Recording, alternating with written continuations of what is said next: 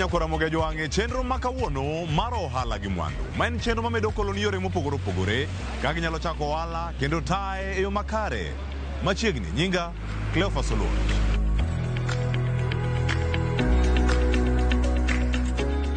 Nyakora moge joange mesawa mar ohala gi mwandu mar jumani wadachako ka kod ohala ma itayo kod jalno matin. Mabende iwacho ne kaluwore kod sir ma oyudo e anyuola mare oyudo kare kata mar chako ohala kaachiel kod akawo wadgi ma en sigand Stephen Osuka. Stephen Osuka ochako ohala mano mar petrol kata kar logo mauta ne nyamburko, apiko kata gigo matiyo kod modhi machalo kamagi. Ohala ma kamae otime Bondo, Nyamonye mano aluora kaunti ma Siaya. Omiyowa sigande kaka nochako kendo kaka otayo ohala ni manyaka sani pok odhi ahinya to osebedo kanyo mana kuom kinde moro manok.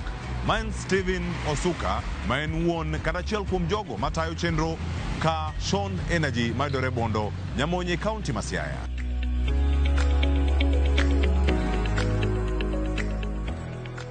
An iluonga ni Stephen Otieno Osuka, ajaka Nokolwa, lakini ohala watimo e area mar Bondo kae Nyamonye mar uso mafuta ma geche tiyo godo. Mano ohala mwatimo e area makae. Ohala ni kaluwore gi research marwa koka wan jok matindo gi gigo duto ma sani timore, ing'iyo kamoro ma yuto nyalo yudore. Ing'iyo ni to jogo ma idwa yawonegi ohala gin jok maromo adi. Koro waneno ni ohala mar mafuta ni en bet ji mang'eny tiyo kode. Mano momiyo ne waamua mondo mi wabed gi ohala mar mafuta kae. Koro ohala ni ok en ohanda kenda, nikech iyudo ni pesa ma seche moko dwaro en pesa mang'eny ma rowere matindo ok nyal yudo. Koro ohala ni an gi partner na miluongo ni Kevin Otieno ma nwapul godo capital through bende wabedo bende supported bende gi family members, nedniwa, jonyuolwa, mwayudo pesa moro matin mwachake godo. Koro ok en gimoro ma wanyalo wacho ni wachake gi pesawa, but en through kony mwayudo kuom jonyuol, nerdni, kastemo koro wadhi koro wariwore gi Kevin Otieno ombo manyo matin mwanyalo yudo mondo mi wachop kama wachopeni. Shon Energy king'iyo kiwuotho kata e dier Kisumo kata mana ka nitiyo ga paya ni, ibiro do ne nitiere ohala machal gi ma gin kamoro amora Kenya ka. Ibiro do nying moro yo Bondo ka, kichopo Kisumu ibiro do ka gin kata mana auchiel, kidhi Nairobi bende yudo kamano. Koro nche waneno ne kaluwore ne pod watindo, higa bende wan godo, wanyalo tiyo matek e ohandwa ni ma wagere kendo mwakete kuonde mamoko. Wachako gi Nyamonye ka, to wanyalo tiyo matek ma wapo ka wan bende kidhi Nairobi tiyudo Shon Energy Nairobi, kine Kisumo tiyudo Shon Energy Kisumo. Koro lek ma wan godo maduong' en mondo mi watime maber, ogerre kendo nyuol mabeyo kata mana madongo maingo ma. To moloyo ahinya mondo mi bende waket avenue ma ji nyalo yudo godo tich, nikech mano sani e tabu maduong' mantiere Kenya wa kae. Thoth rowere otieko sikul, ji mang'eny otieko sikul to gionge gi tich. Koro dwani mondo mi wati matek mondo mi wa create jobs ne ji mang'eny. E kaluwore gi koka piny tek, nikech kata wan bende wasomo, tiyudo ka seche moko yudo tich tek. Anyalo bet kamoro ahinya ka ng'e an gi number 1 kama nyalo yute. Number 2 anyalo bet gi mor ka ng'eyo ni andi ok en yuto na kenda, but en yuto na gi jowetena mamoko ma bende somo mana koka somo to ok giyudo kamachielo ma ginyalo chwe e wigi. Koro mor marwa mar Shon Energy bet ka en ni kata ka waonge, wan gi jogo manyalo tiyo, kendo jogi gin jok mwandiko tok ng'iyo CV margi mwayudo ne gin jogo manyalo timo tijni maber. Omiyo kochuno nyaka wabed ka mondo mi tijni odhi mbele. Kata kwa onge to ginyalo tiyo, to gimbe ginyalo yute, to wambe wanyalo yuto kanyo.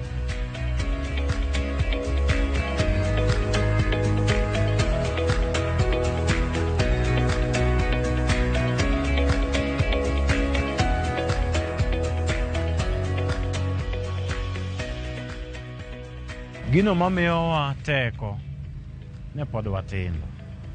Ka pod in ng'ama tin, inyalo temo gik mang'eny ahinya. Lakini kata king'iyowa, wan jogo matindo mobedo supported mondo mi obed gi ohala makamae. Omiyo seche moko wanyalo goye to nyalo bedo matek. Seche moko bende wanyalo goye to nyalo bedo mayot. Weche te wang'iyo ni to bende nitiere koka wanyalo duogo.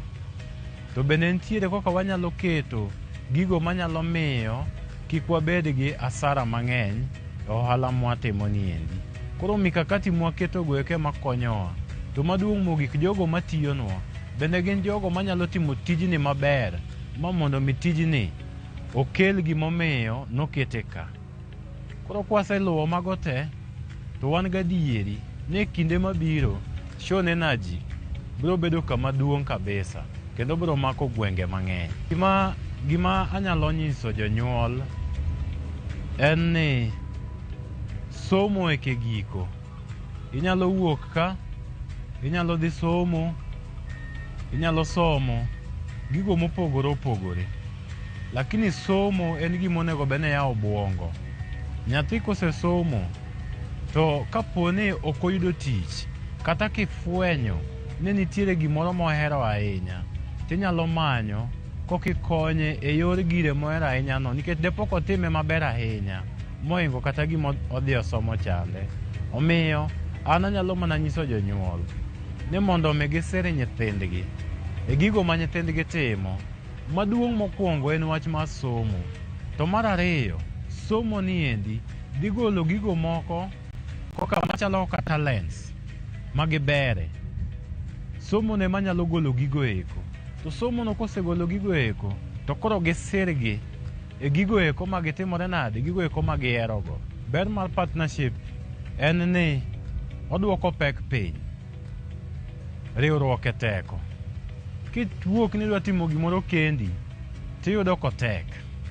To kiriwori gi joweteu ma uloso structures mar riwruok no maber, tiyudo ka koro pek mar gimutimo no endo dok piny. Kendo koro yudo kutime mayot. Kendo nyalo pogo seche mag luwo gino endo maber, ma gino endo bed gima ber kabisa. Koro partnership ok en gima rach, en gima ber kabisa as long as ni obedo structured maber.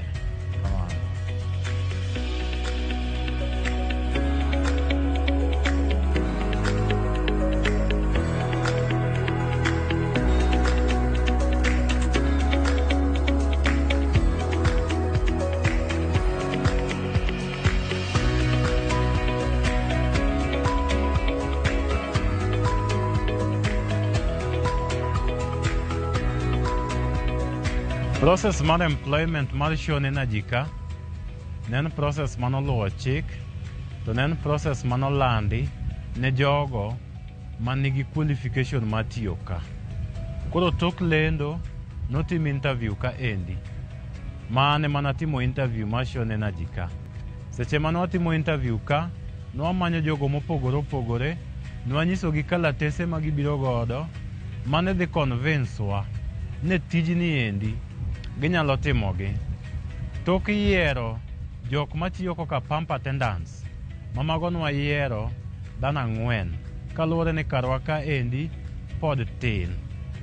Tok mano nwayiero manager manoyombo jogo te, to bende mane nigi qualification mar timo tijno endo.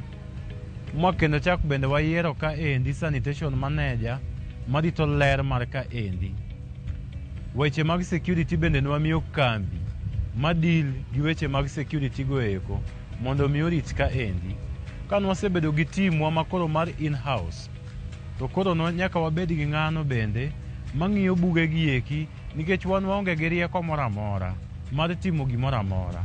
Koro kae wan nyaka gi accountant maka matije en reconciling books go eko to make sure ni bende gimoro amora obedo filed e seche monego bed ni time. Ka gin taxes monego bed ni imiyo jo KRA imiyo sechegi monego bed ni imiyogi, madong' ne Sean mondo mi jotijewa gi bende gimbe chulgi e wang' sa. Koro en process ma is elaborate, well thought, well structured, maonge gi loophole moro amora. Challenge maduong' ahinya mantiere tijni gi sani mwanyalo wacho ahinya, ing'ene ma en tij pesa. En tij pesa. Koro jogo mitiyo godo nyaki make sure ne gin jogo moluoro tich kendo gin jogo mondike e yo moriere, mondo mi seche ma ang' iriwo buge itimo magi ma gik moko onego bed ni donjo. Namba 2, ohala mwadil godo ni endi en ohala madwaro pesa mang'eny, nikech nyaka wawar mafuta kuom jo Kenya Pipeline ekwa use ka endi. Koro wan sani challenge ma wan godo maduong' nikech wan jok ma koreka chako to bende wan jok matindo manigi lek madongo dongo, en ni koka wanyalo yudo, koka wanyalo gerore, koka wanyalo medo gigewagi. Ok tang'wa wach ni waseneno tabu mang'eny ahinya ka nikech jogweng' osemiyowa support.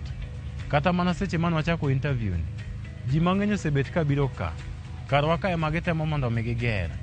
Koro challenge mano mwanyalo bet godo ni ere koka wanyalo bedo gi teko mar medo ka obed maduong' mondo mi wakony anyuola ni kendo mondo mi kendo chak wandik ji mang'eny. Kaponi ni ng'ama nigi pesa, ohala ni en ohala maber.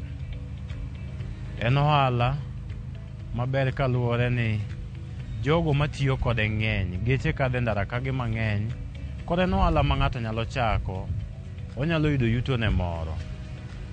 Mak mana ni kapok otimo mano, nyaka okwongo tim study mare, ogo research ni to kama datere ohanda ni, ji market dynamics makanyo chal nade, competition makanyo chal nade, kapok oro layout, accessibility to the main road mare chal nade.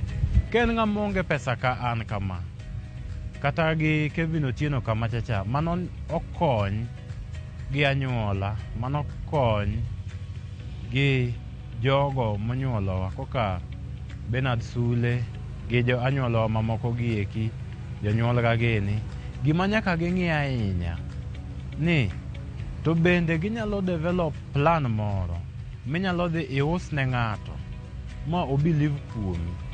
Koro kin kijana matin e giri mitimo chande, temitime maber ma kiwuok ni dhi uso idea moro ne ng'ato, to ng'ano nyalo timore nade, nyalo nyiewo idea no mabed kode piny, malose mobed ni idea maduong', mana koka wan bende wadhi wauso idea ni molose makoro bedo idea maduong' machal kama endi. Sean Energy ni endi ochiegni gi Nyamonye market. Kikadha kadha Maranda kiriembo dakika 10 ibiro romo gi Sean Energy.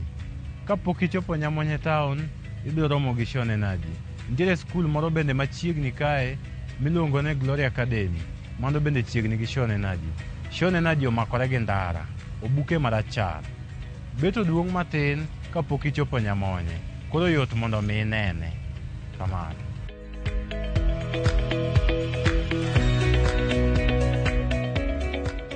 Nyakwara Moge Jwang' en geno mara ni koro iwinjo kaka inyalo chako ohala kendo tayo yo makare bang' winjo sigand Stephen Osuka ma jadak e kaunti ma Kisumu to timo ohala mar e kaunti ma Siaya, alwora ma Bondo Nyamonye e kaunti no ma Siaya. Wadano ka yue masani to ka aduoga kod ja ohala mar Juma. Kik idhi mabor.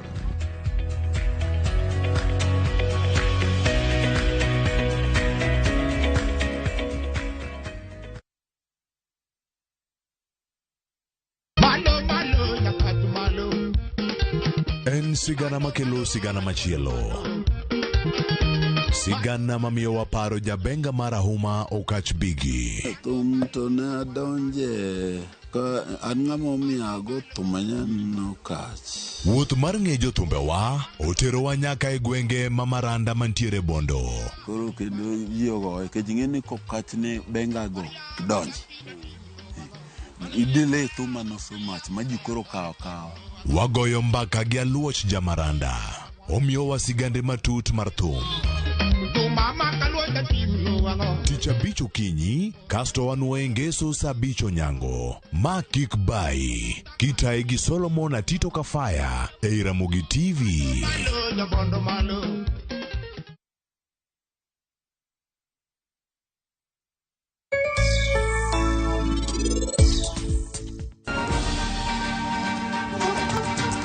Ingeni Zoravaro kohero ganeno nyamin gi kokuyo kata matin. Koro ibende nyaki beda mana osiepne.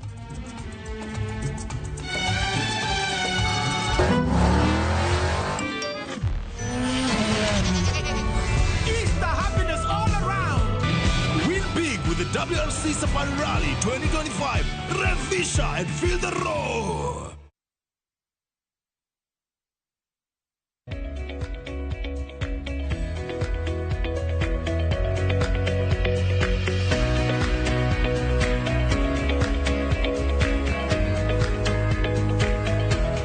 Nyakora moge jwang' rwaki kendo e chenro ni mar ohala gi mwandu kendo en mor mara ni podi kete chenro ni mar ohala gi mwandu nyaka sani makoro wadhi nyime kode. Inyalo tudri kodwa achiel kachiel ka oro ote machuok kokalo SMS line wa maen 38600 kata kokalo mbui magwa mag Facebook kod YouTube yero kacha Ramogi TV miyo paro mopogore opogore ikonwa ohala ma itimo bende wanyalo biro kama intiere tok chenro ma wakelo ni juma ka juma chieng' tich ang'wen.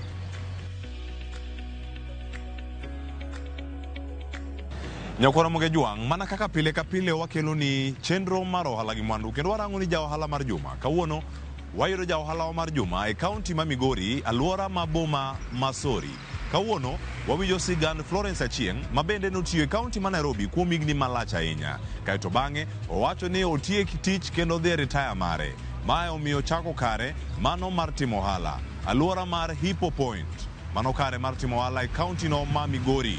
Kawuono omiyo sigande kaka nochako dar mare kuwuok Nairobi modhi nyaka Sori.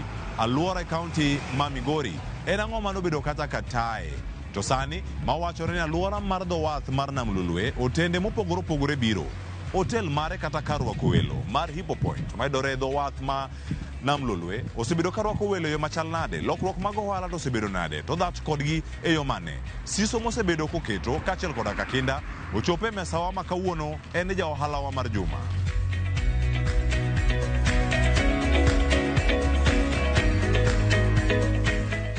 Koro nyinga en Florence Achieng' Omondi, to nyingi ma ong'eya godo en Mama Flobi. Mane nyingi ma ong'eya godo ma ji ong'eya godo, Mama Flobi. An nyanya kach Kadianga. Sani atimo ohala mar hotel. Ema time dala mar Sori Karungu. Ohala mar hotel to koro sani an gi higni 4. To ohala mana loko mokwongo nane dala mar Nairobi e chiro mar Kikomba na uso rech. Na supply rech kendo be na supply kendo be atimo retail e dala mar Kikomba Nairobi. Paro ni no bedo gi challenges mang'eny mar rech no dogo bedo matin. Kato rech ne koro ikelo rech mag China. Koro no dhi omiyo ohala obedo matek. Koro ko ohala no bedo matek koro na amua ni abi dala. Mano kore mano kelo retirement mara mar biro dala. Koro kana biro dala to gi ng'ama no ng'iyo chapni. Na ng'iyo e tije mag ohala. Koro na identify puotha. Mana kete hotel makora timo sani. Hotel miluongo ni Hippo Point. Ema nitie dala mar Karungu. Ema goyo ohala. Ema watemo matin. Kako dwane kaka dwa endesha gine ngima. Ohala diere mano wachako pine ber matin. To sani igni montie godo ni pinyo oserido osebedo matek. Ohala ok osebedo mayot. Ohala osebedo matek. Kechu sani pesa odok chien. Koro ohala wadhi mana kwa watembo mana matin. Ohala to ok ber kaka diere mana chako. Namba 1 ngima odhi orido. osuru mwachulo ni malo. Gine customers bende tin kech kolingana gi ngima oridonegi. Koro mondo iyud ni ng'ato wuok biro kuonde budhogi, iyudo ka idadi odok chien. Dhano gine population ok chal kaka chien nikech ngima odhi oridoneji. Koro ok iyud customer yo makare.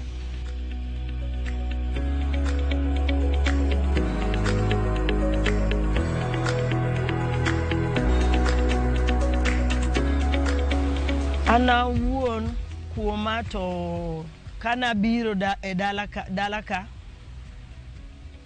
na doga ang'iyo maneno ni ang'iyo kuonde gi ma kago darubini ayudo ni opportunities mag ohala nitie. Jowa ma pod oko mako ohala ahinya to sani to gitemo. Biro na kabe omiyo oyaw ne ji mang'eny modhi oyudo ni kare gima keto kae ni kare bende nyalo timore nade, nyalo kelo konyruok. Kata be mana ni piny tek to nyalo kelo konyruok. Maneno ka sani sori oyawre maber. Waneno ka ji sani sori ka ji oketo ohelni mang'eny machalo gi marani. Matiende nyisore ni wi jowa koro yawre. Etie nam gik ma yudo ka koro nam kopo. To koro pi biro market gik manuloso nwawe ni wabor gi nam. Ni wabor gi pi. Kare nam nam yenyo magolu kama ni paro no konyal golo. Gima da wach namba achiel ni sama wantie kapango onego wapar chien sama pod watiyo sama pod watek. Sama watek no idhi guro gimoro dala. Koro sama chopo ni kore retire ok iyud pek maduogo dala. Iyudo ka nitie kama inyalo gorie. Dala nogono be kibiro ichano ni anyalo pidho gwen, kech ng'ato nyalo pidho gweno. Inyalo pidho kata rombe. Inyalo pidho diek.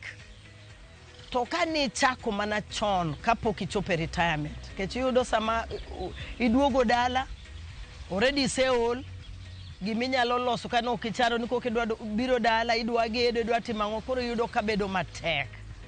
To koro gima da awachi ni ng'ato chako chon. Ni chako pangori chon. Koro kata kichopo ni retire to kiyud pek. Iyudo ka tich bedo mayot. Namba 1 discipline mar ohala. Ohala usamitiyo nyaka ing'e ni an ayudo pesadi. Ayudo siling 10. Maisha no kaket maingo siling 10 no. Akana beach tachama beach. Mano tinyalo songo to ko maisha iketo moingo gimiyudo to ok nyal songe ohala. Mano discipline ma ng'ato nyaka bed godo.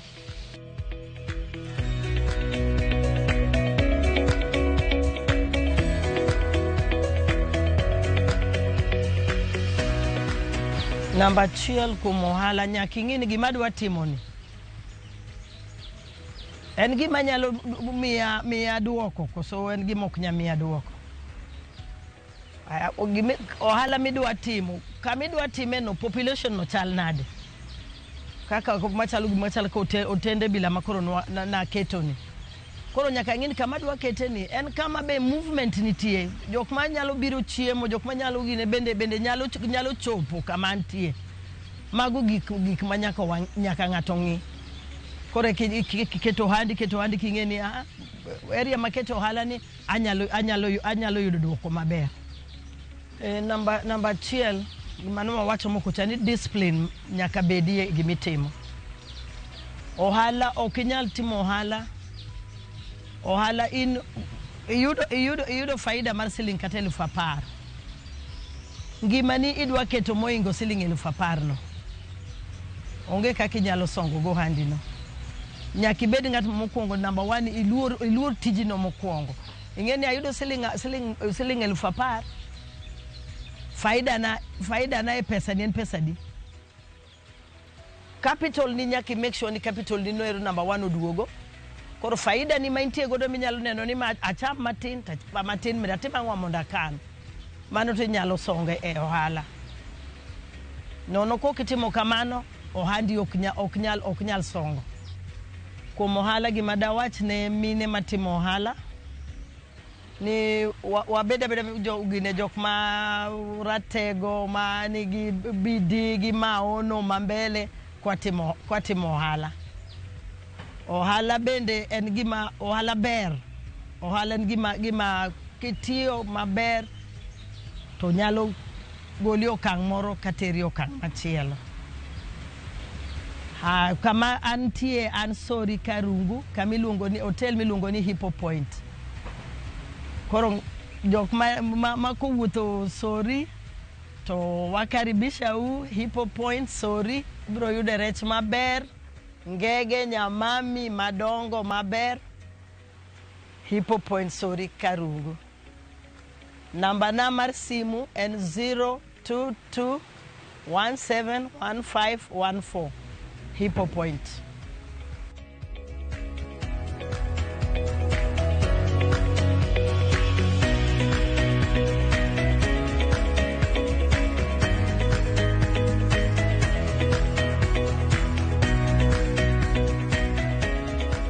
Nyakwara moge jwanga goniero kamana nyakombedo koda e chero ni maro ala gi mwandu arne wachak chero ni makoro sani wachopo e giko mare tudiko da kendo juma manyien ka menyo ni ohala mamoko wamiriek ni kaka nyalo chako gi kendo tayo gi yo makare oriti masani nyinga Cleophas Oluoch.